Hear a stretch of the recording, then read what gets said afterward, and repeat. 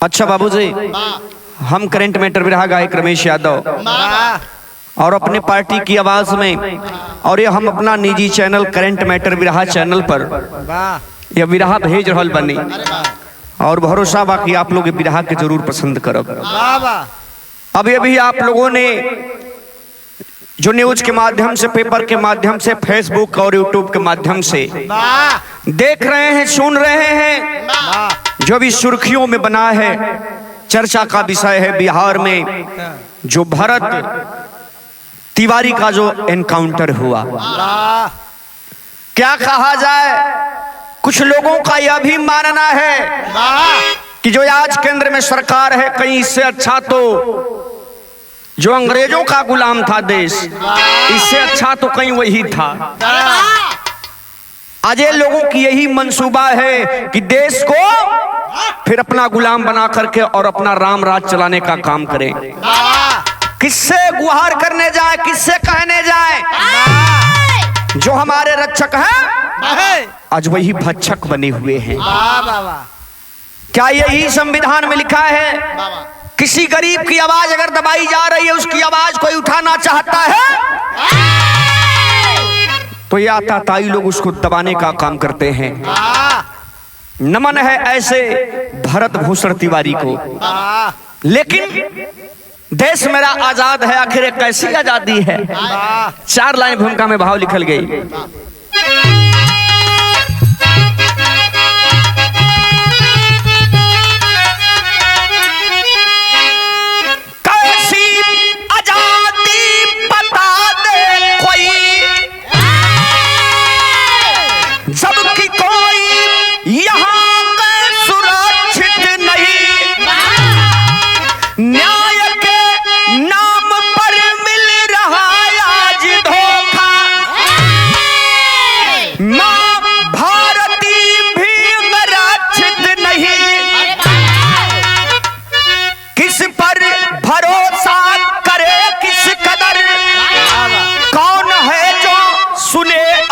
फरियाद को एक माँ का दुलारा गया जब यहाँ से, लोग करने लगे याद आजाद को।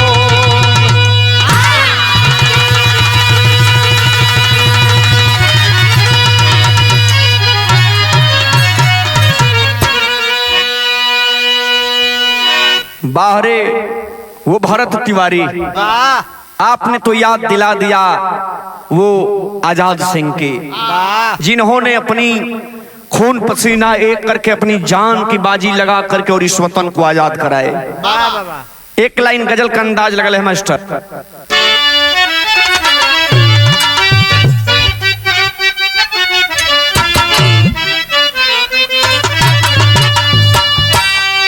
वे अंदाज है कि रे आड़ लेके घूंघट की, आड़ लेके घूंघट की दिल पे वार करते हैं।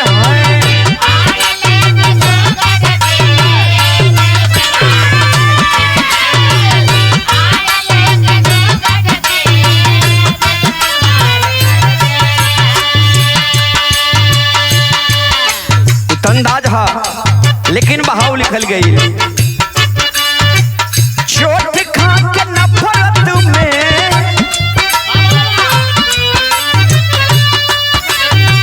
चोट खा के नफरत में हम शिकार होते हैं। बात अच्छे।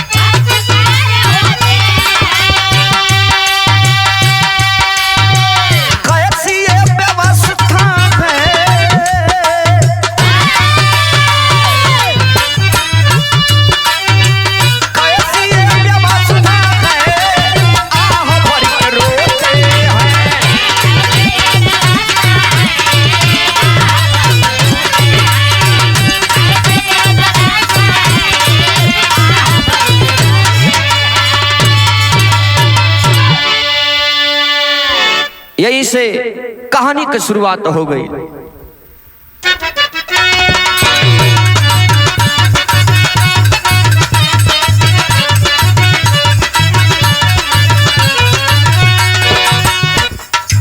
सुनेगा कौन यहाँ न्याय करे, न्याय का भार जिसके सर पे वो अन्याय करे।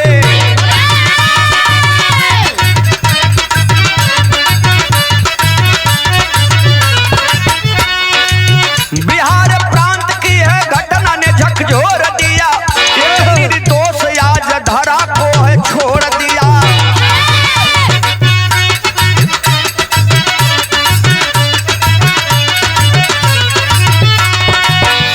कहानी कहां से लहल गई है? शाहपुर थाना गांव बिलोटी तब निराला है, काशीनाथ का परिवार रहने वाला है।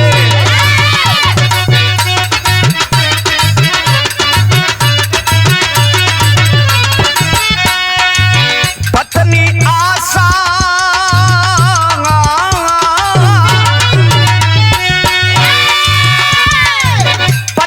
आशा गोदी 3 गो सुमनवा हो, पुलिस की नौकरी से होत बाप लनवा हो।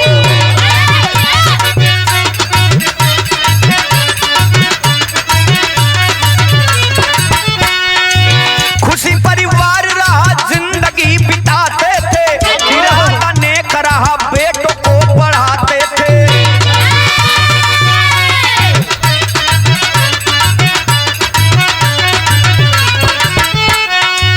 बीएससी करके भरत फिर बेरोजगार रहा, समाज सेवा करूंगा यही विचार रहा।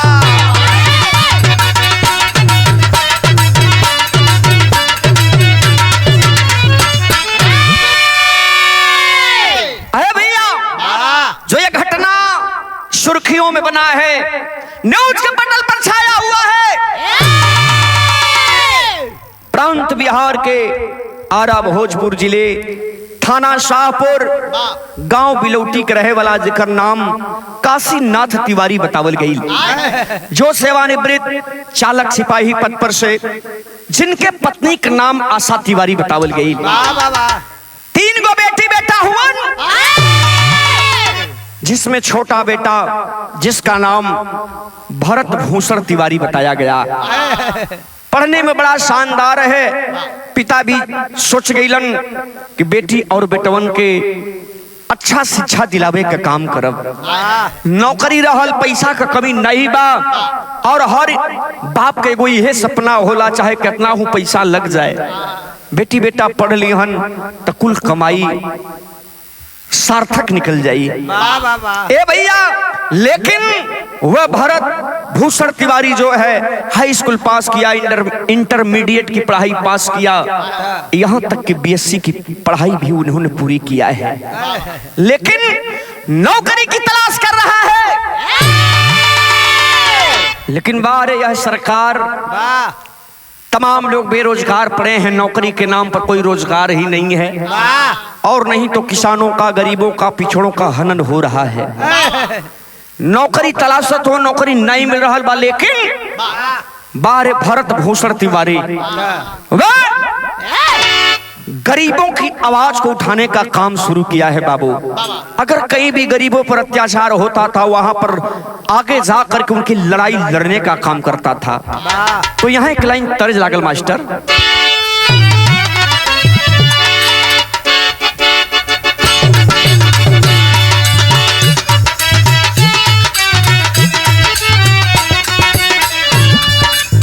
उहे तर्ज हा, कह तू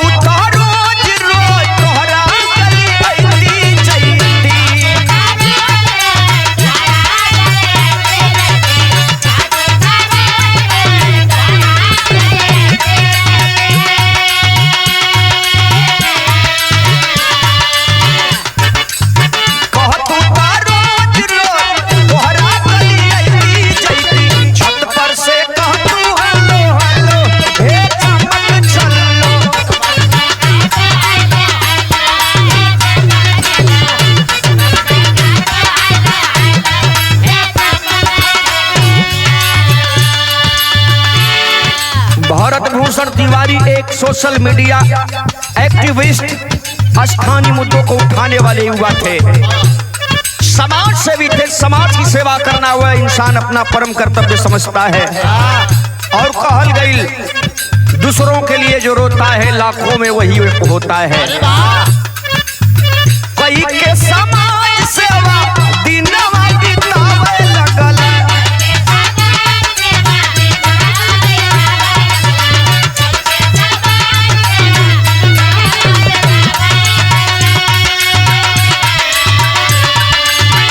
सबके दुख सुख में हाथ बटाना, गरीबों से कंधा मिला करके चलना, गरीबों की आवाज उठाना। और हर जगह एक चर्चा का विषय बन गया कि एक भरत भूषण है जो गरीबों की आवाज बुलंद करता है। काफी लोग सपोर्ट भी करे लगलन। कई के समाज सेवा दिनवा बितावे लगल,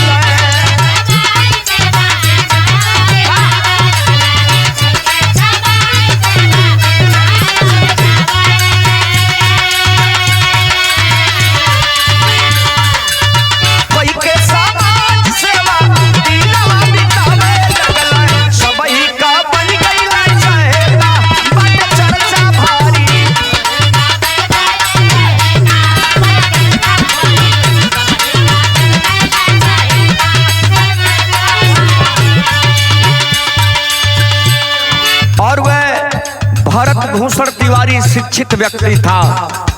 और ये संविधान में लिखा है, चाहे प्रशासन के लोग हो, शासन के लोग हो या तहसील हो, कोई भी जगह हो, सबके लिए बराबर ये सम्मान मिला है और अपनी बात कहने का अधिकार मिला है। जिसको वो भरत भूषण तिवारी चाहे प्रशासन के खिलाफ, अगर प्रशासन अगर किसी पर जुर्म करती थी तो उसकी आवाज उठाने में कदम पीछे नहीं हटाता था। ये लिए शासन प्रशासन से करेला सवाल लटके,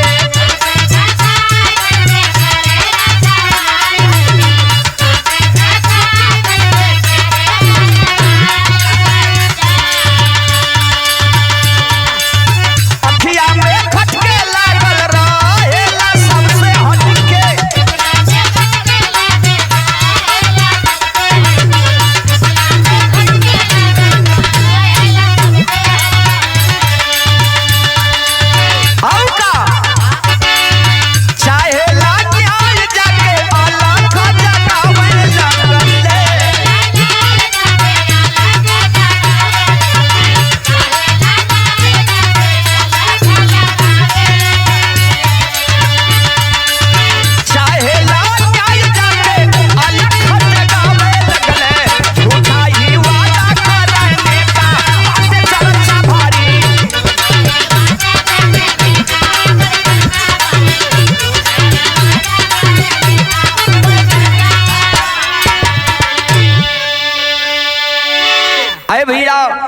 भरत भूषण तिवारी, अगर कुछ लोग तो ये भी कहने लगे कि ये तो नेता लायक है। नेता तो तमाम है, लेकिन जब अवसर आता है तो गरीबों के बीच में आते हैं, बड़ी बड़ी फेंकते हैं और वोट लेकर के, और जब जीत जाते हैं तो पता नहीं चलता है। लेकिन ये भरत भूषण तिवारी जो हमेशा गरीबों का साथ निभाते हैं। कुछ लोग कहते भी थे तो कहता था कि नहीं, हम ऐसे ही ठीक है, बिना पद पर ही मैं गरीबों की लड़ाई लड़ूंगा। लेकिन यहाँ एक लाइन तर्ज लागल मास्टर,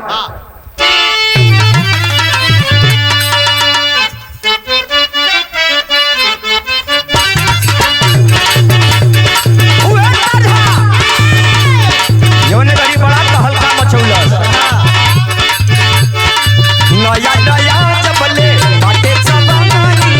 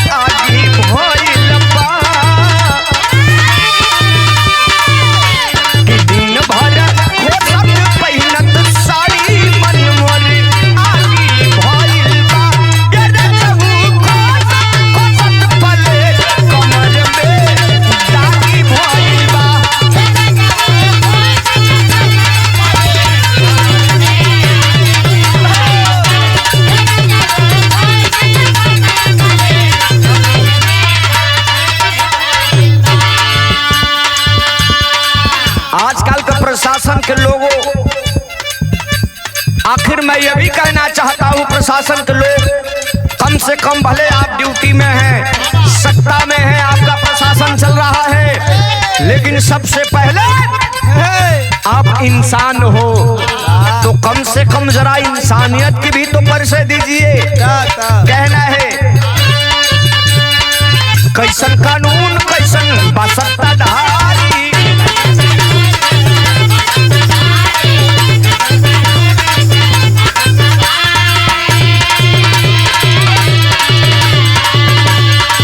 मांगे के न्याय के करे जाई दुआरी,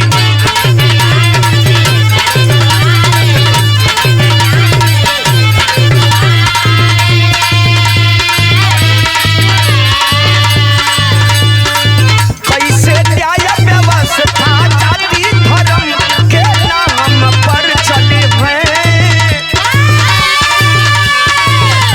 कि कैसे न्याय व्यवस्था जाति धर्म के नाम पर चली है, कि कबले खून का पीता धरा के ऊपर धामे पर चली है।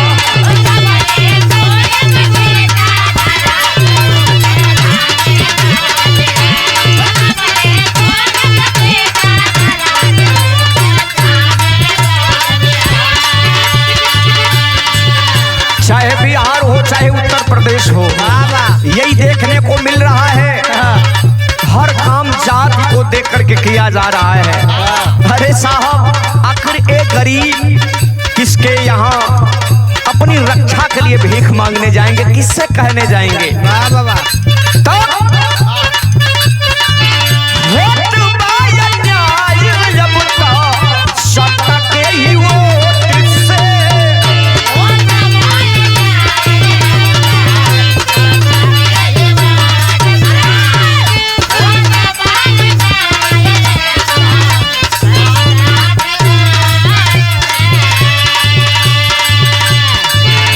मरेला गरीब अब तो नफरत के चोट से,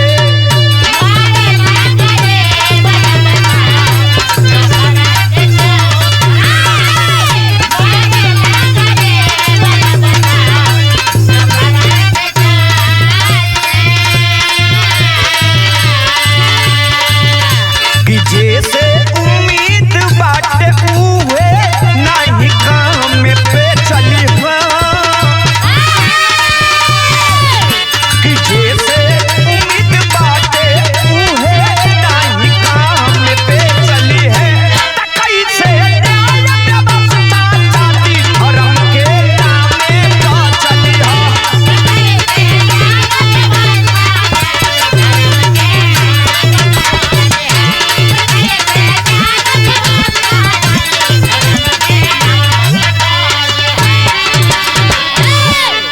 यही गरीबों की लड़ाई लड़ते लड़ते और वह भरत भूषण तिवारी लोगों के आंखों में गड़ने लगा। यही नहीं, गरीबों की आवाज जब प्रशासन के खिलाफ उठाता था तो प्रशासन के भी आंखों का किरकिरी बन गया।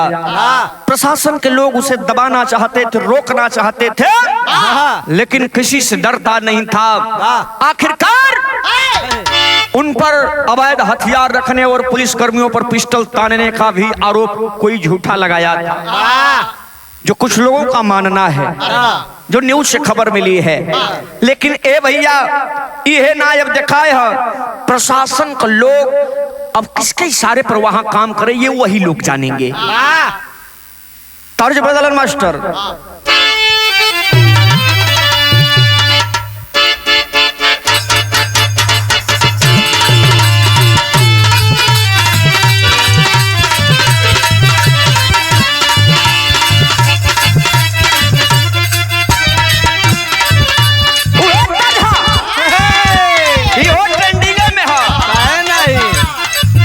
अरे लइकन का दिलवा दीवाना करेलू,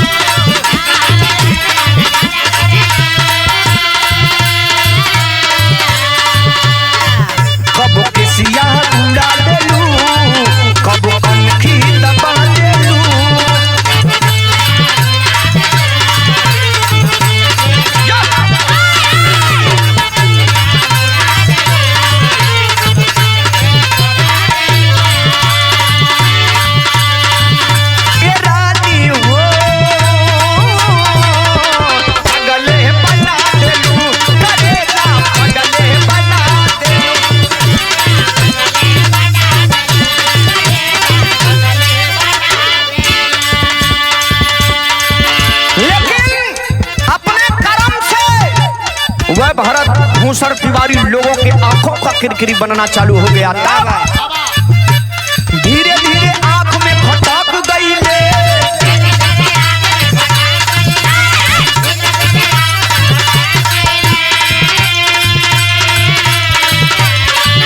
अम्मा मलाई पैसन अटक गई ले।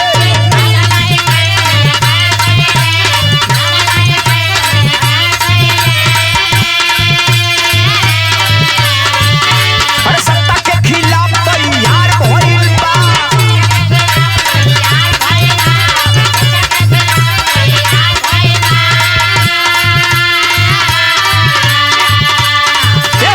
पुलिस वाले सुनी के झटक गई ले।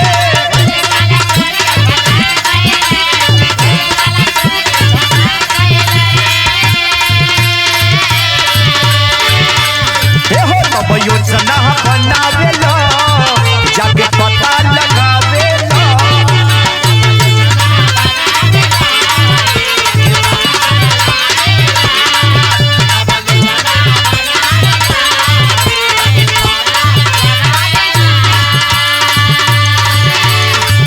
तब योजना बनावेला, जाके पता लगावेला। ये भाई हो, अरे खूब धमकावेला। ये भैया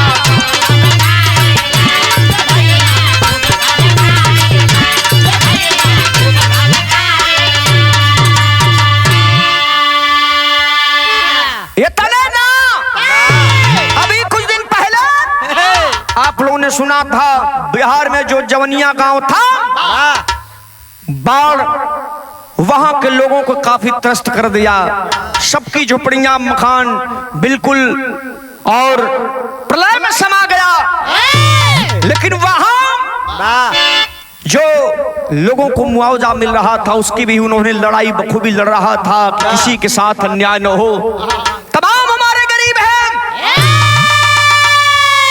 जिनको सरकार के तरफ से जो मुआवजा होता है, जो आवास होता है, अच्छी व्यवस्था होनी चाहिए और उनको अच्छी जगह चिन्हित करके उनका आवास बनवाने का काम इस सरकार को करना चाहिए। नहीं तो अगर गरीबों के साथ कोई भी गलती होती है, अन्याय होता है, तो इसका खामियाजा प्रशासन को भी भुगतना पड़ेगा। और यह बतिया तो प्रशासन की किरकिरी हो गई कि भरत भूषण तिवारी ने अपने सोशल अकाउंट से यह भी पोस्ट किया कि अगर गरीबों के साथ अन्याय हुआ तो यह भरत तिवारी कुछ भी करने पर मजबूर हो जाएगा, चाहे प्रशासन हो या शासन हो। यह बतिया तो सबके खटके लागल हो भैया। तबही से पुलिस के लोग और योजना बना करके उसको ढूंढने का काम चालू कर दिए। 17 जून सुबह कबेला बा ए भैया और पुलिस बल के लोग तमाम जा करके उनके फेसबुक अकाउंट को खंगालते। इसके बाद उस साबूत को लेकर के उनको ये पता चला कि ये सरकारी कर्मचारियों को धमकाने का काम कर रहा है। कहीं न कहीं प्रशासन के लोग और अब वहां उनके घर कई बार छापा मारे बाबूजी। कुछ वीडियो भी वायरल हो रही थी, आप लोगों ने देखा होगा, ये बताने की बात नहीं है। तमाम लोग पहुंचे वहां, भरत तिवारी भी हैं। लेकिन अब क्या कहा जाए जो आप लोग खुद देख सकते हैं। पुलिस को लोग पकड़ना चाहते हैं, लेकिन एक चीज तो है भाई, उसके हिम्मत को मैं सलामी देता हूं। प्रशासन के लोग भी और पीछे हट जाते थे। यही लिए कहल गई है कि अगर इंसान सच्चा है तो कर रास्ता कठिन नहीं होला।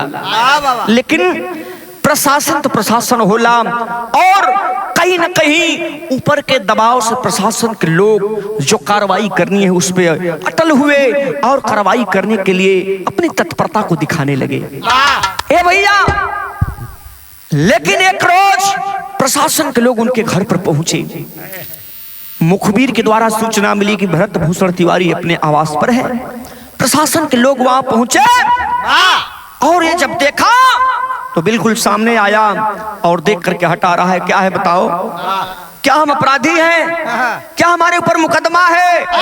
क्या हमने हत्या किया है? अरे साहब, दोस्त हमारे इतने न कि को गरीब हम आवाज उठाईला और ये हर नागरिक का कर्तव्य है कि अगर यहाँ गरीबों को दबाया जाता है तो उनकी आवाज को बुलंद करना ये हमारा परम कर्तव्य है।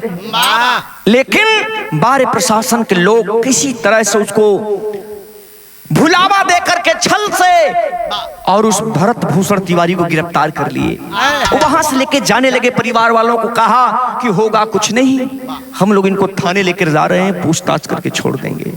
लेकिन इधर मंसूबा तो कुछ और था। लेके गए और भरत भूषण तिवारी हथियार भी लिया था, ले जा करके एकांत में उसका इनकाउंटर करने के लिए बाबूजी जब तैयारी बनाए तो शायद वह जान गया और वीडियो बनाने लगा अपने ही मोबाइल से, लाइव आ गया।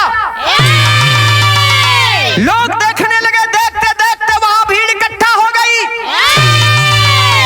इसके बाद हथियार निकाल लिया और दिखाया, प्रशासन के भी पसीने छूटने लगे। लेकिन उसी में से एसओ महोदय ने कहा कि तुमको कुछ नहीं होगा, पहले अपना हथियार तो फेंक दो। लेकिन कहा कि ठीक है और हथियार फेंक दिया बाबूजी। जब हथियार फेंक के सरेंडर कर दिया, इसके बाद प्रशासन ने अपनी तत्परता दिखाते हुए और इनकाउंटर में ढेर कर दिया बाबू। क्या यही न्याय है? जो सरेंडर कर दिया, आत्मसमर्पण कर दिया, ये उनकी इनकाउंटर करने की कोई जरूरत नहीं थी। ये कहां लिखा है? कवि जी टेरी में भाव लिखलन है,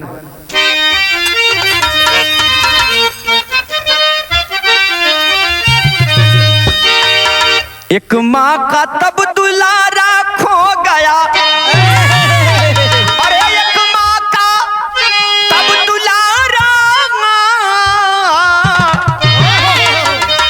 अरे एक माँ का तब दुलारा खो गया, लाठी टूट गई बुढ़ौती का सहारा, यार सहारा, यार सहारा। न्यूज के माध्यम से अभी पता चला कि कुछ घंटे पहले ही भरत भूषण तिवारी के पिताजी को ले जाकर के लोग जेल में बैठा दिए थे। घर पर माँ थी, भाई थे, बहनें थे।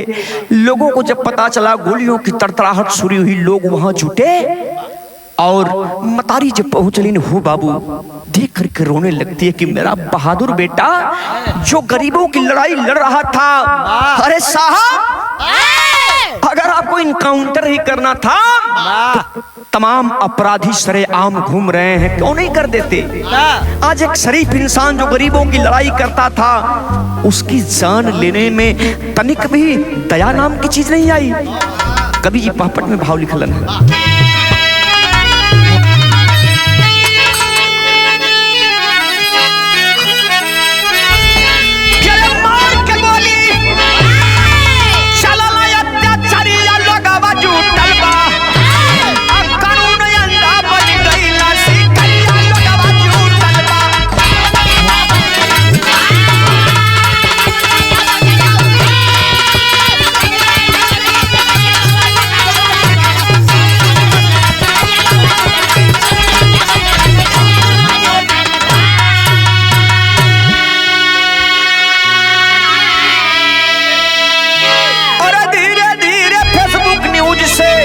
अरे फैलल बा खबरिया हम देख सबही देश के वासी, अब हरी जाल नजरिया हम फर्जी काउंटर का लहरिया लगावा जुटल बा, कौन अंधा बन गइला शिकरिया लगावा जुटल बा।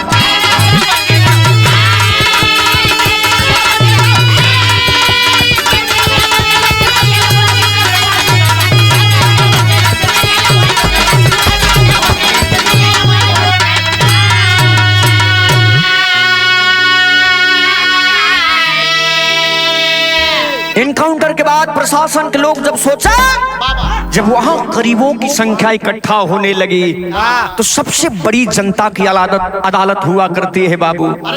जनता के आगे न तो किसी की चली है, नहीं तो चल सकती। जनता जब इकट्ठा हो गए लगल, आखिर काहे नहीं हुई, जवन आज गरीबन का मसीहा है दुनिया से चला गया। प्रशासन जल्दीबाजी करते हुए और डेथ बॉडी को लेकर के वहां से निकल जाती है बाबू। लेकिन आल्हा में भाव लिखे के पड़ल,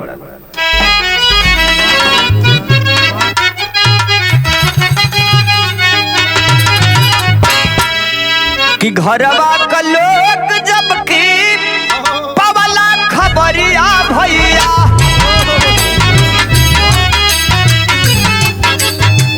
सबई के अखिया से पावला सुधारी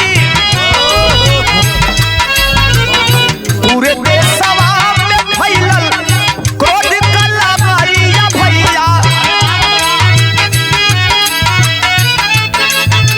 न्याय को द्वार सबई करे सरकारी। कुछ लोग तो यह भी कह रहे थे, बाहर भरत भूषण तिवारी आपने तो क्षेत्रों में सड़क, बिजली, पेयजल और विस्थापित परिवारों के पुनर्वास जैसे बुनियादी मुद्दों को तो लगातार उठाते थे, लेकिन शायद इन लोगों को अनिरुच लग रहा था। तब कैसन कानून कैसन बातें रखवाला भैया सबई सवाल करे सबई बहारी गाँव पूरा जुटल बाटे सबई आक्रोशित बाटे कहल सबई भरत रहल मददगारी। कुछ लोग यह कहते थे कि भरत बहुत नेक दिल इंसान थे, सामाजिक थे और लोगों का मदद करते थे। आज ये ऐसा इनके साथ नहीं होना चाहिए था, लेकिन कुछ जगह जगह लोग चक्का जाम भी करने लगे, न्याय के लिए न्याय मांग रहे हैं। लेकिन इसी बीच में पूर्णिया के सांसद श्री पप्पू यादव जी ने वहां पहुंचा, परिवार के लोगों से मिला। जब उनके माँ से मिले तो माँ रो रो करके करी कि मेरा बेटा बहादुर था, गरीबों की लड़ाई लड़ रहा था, शायद इसलिए उसे मार दिया गया। नहीं तो प्रशासन के अगर प्रशासन के पास अगर पावर है तो क्यों नहीं, जो सरेआम गुंडा घूम रहे हैं उन्हें क्यों नहीं मार देती। लेकिन ये सरकार का यही सिस्टम है, जो गरीब हैं उन्हीं को दबाया जाता है। ए भैया, पूर्णिया के सांसद महोदय पप्पू यादव जी ने 5 लाख रुपया आर्थिक मदद देने का भी काम किया। वहीं super star trending star Khesari Lal Yadav ji भी पहुंचे और वहां जाकर के सांत्वना दिए और जांच का मांग किए सरकार से कि इसकी निष्पक्ष जांच होनी चाहिए और इसमें जो दोषी होंगे उन्हें सजा दिलवाने का काम करूंगा और साथ भरत तिवारी के लिए जहां भी चलना होगा मैं चलने का काम करूंगा। और खेसारी लाल यादव जी ने भी परिवार को कुछ सहायता के रूप में मुआवजा देने का काम किए। लेकिन भैया हो, आज लोगन का आम आवाम का ये है एगो आवाज बा कि आखिर क्या चल रहा है। एक तरफ हम कहते हैं कि हम आजाद देश के राही हैं, लेकिन आखिर हम आजाद हो के भी और आजादी वाला जीवन यापन नहीं कर सकते। ये हमारी सरकार की मंसूबा है। लोग कहते हैं क्या,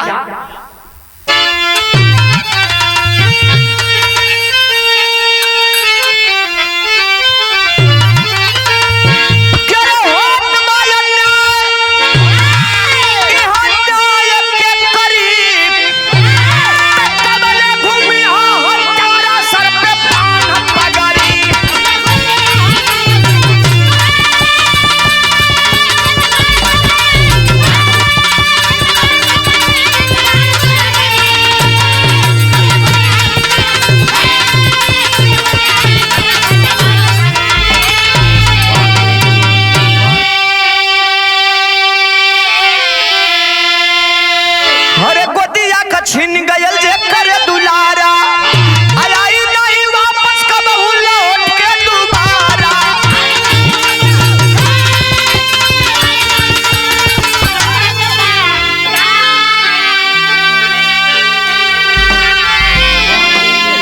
करे कबले एक माई कहो गोदिया उजरी कबले घूमे हां चारा सर पे बांध पगड़ी।